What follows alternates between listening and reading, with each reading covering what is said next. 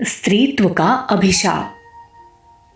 पर्दे के पीछे रानी दुर्गावती के लिए नई विपत्ति सिर उठा रही थी। जैसे जैसे उनके राज्य की समृद्धि बढ़ती जाती थी और चारों तरफ उनका यश फैलता जाता था, वैसे ही वैसे अनेक व्यक्ति उनसे ईर्ष्या करने वाले भी पैदा होते जाते थे।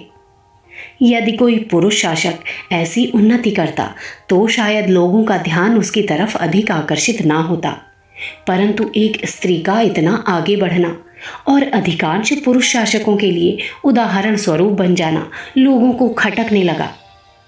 वास्तव में दलपति राय की मृत्यु हो जाने के बाद आसपास के राजाओं ने गोंडवाना राज्य को लावारिस माल समझ लिया था और ये मान लिया था कि ये राज्य हमारे ही अधिकार में आ जाएगा। परंतु दुर्गावती के सुप्रबंध और शक्ति बढ़ते जाने से राज्य की स्थिति और भी अधिक मजबूत हो गई। तब लोगों की आंखें खुली। पहले तो मालवा के शासक बाज बहादुर ने गढ़मंडला पर आक्रमण किया, परंतु दुर्गावती ने उसे ऐसी करारी हार दी कि उसे अपना सब कुछ छोड़कर जान बचाकर भागना पड़ा। इसके बाद अन्य किसी छोटे राजा की यह हिम्मत ना हुई कि गढ़मंडला की तरफ आंख उठाकर भी देख सके। उस समय दिल्ली के तख्त पर अकबर का शासन था।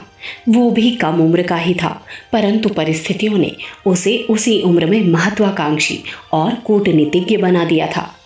अकबर ने देखा कि यदि इस देश में जमकर सफलतापूर्वक शासन करना है तो यहाँ के प्रभावशाली व्यक्तियों को मिलाकर ही चलना चाहिए।